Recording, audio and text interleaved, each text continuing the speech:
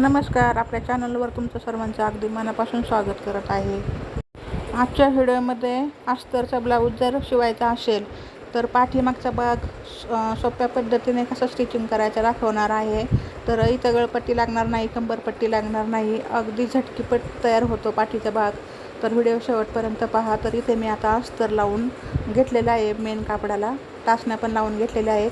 तर आता अगोदर मी कमरेचा खालचा भाग जो असतो आपला तिथं मी स्टिच करून घेत आहे, म्हणजे अस्तर जोडून घेत आहे, पाहू शकता. आणि 2-3 टाचण्या लावून घेतल्यात जेणेकरून आपला कपडा इकडे तिकडे हलू नाही त्यासाठी. तर असं एकवर एक ठेवून मी कमरेचा भाग इथं जॉईन करून घेत आहे, पाहू शकता. तर कमरेचा भाग जोडून झाल्यानंतर म्हणजे अस्तर जोडून घेतल्यानंतर आपल्याला जो गळ्याचा आकार आहे तो गोल आकार दिलेला आहे मी. तर आता गळा आपल्याला जोडून घ्यायचा आहे, जसं आहे तसंच टिप मारून घ्यायची आहे. अस्तर आणि ब्लाऊज पीस अशा पद्धतीने बघू शकता, जसं आहे तशी टिप मारून घेतली. आता कंबर आणि गळा जोडून घेतल्यानंतर इथल्या टाचण्या सगळ्या काढून घ्यायच्या आहेत आपल्याला. आता जास्तीचं कापड जे आहे ते कट करून घ्यायचं आणि एकसारखं आपला गळाचा जो भाग आहे तो एकसारखा होऊन जाईल. तर या पद्धतीने सगळं कट करून घेतलं आहे मी, जे एक्स्ट्राचं कापड आहे ते. आणि आता आतमध्ये हात घालायचा आहे आपल्याला, बरोबर गळ्याच्या आणि कमरेच्या मध्ये. आणि जी खालची बाजू आहे ती वर करून घ्यायची, म्हणजे उलट बाजू आहे ती सुलट बाजू करून घ्यायची अशी व्यवस्थित. इथे बघू शकता त्या पद्धतीने.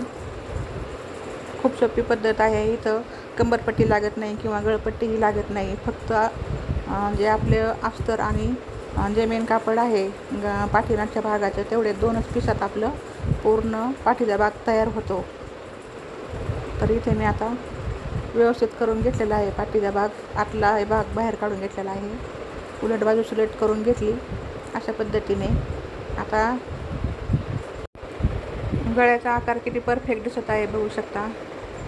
वरतून दाबटीप मारून घ्यायची आहे आपल्याला लगेच. इथे खाली कमरेच्या भागाला कंबरपट्टी जोडण्याची काहीच आवश्यकता नाही, खूप छान बसतो, वरती पण तरंगत नाही. फक्त ही पद्धत एकदा वापरून बघा.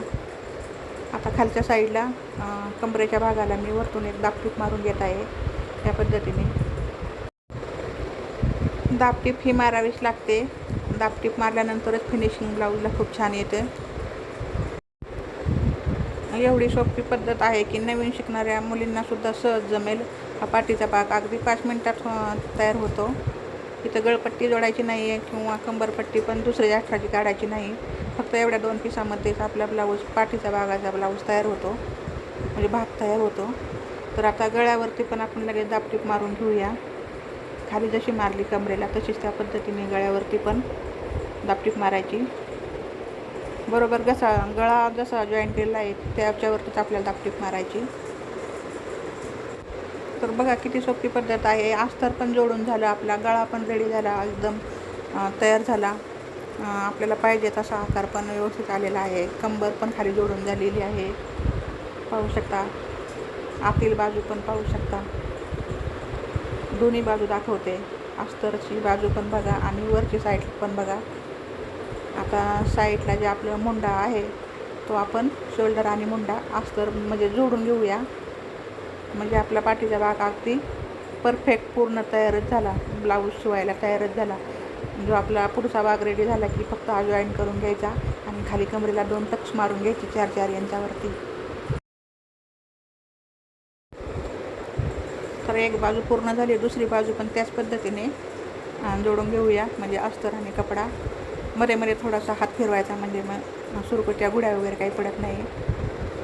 तर या पद्धतीने आपला पाठीचा भाग पूर्ण तयार झालेला आहे, पाहू शकता. फक्त 5 मिनिटात पाठीचा भाग तयार झालेला आहे. आता दुसऱ्या साईडचा पण जे एक्स्ट्राचा कपडा आहे तो आपण कट करून घेऊया.